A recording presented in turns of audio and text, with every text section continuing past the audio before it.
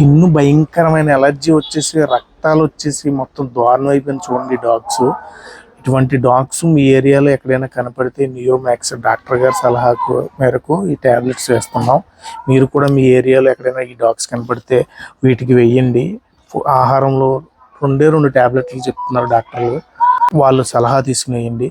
అలాగే మేము మా చుట్టుపక్కల ఉన్న మాకు కనిపించినంత మేము ఎంక్వైరీ చేసి 4 డాగ్స్కి ఒకే రోజు ఫీడ్ పెట్టడం జరిగింది. ఇంకా ప్రయత్నిస్తూ ఉన్నాం, మా వంతు మేము చేస్తూ ఉంటాం.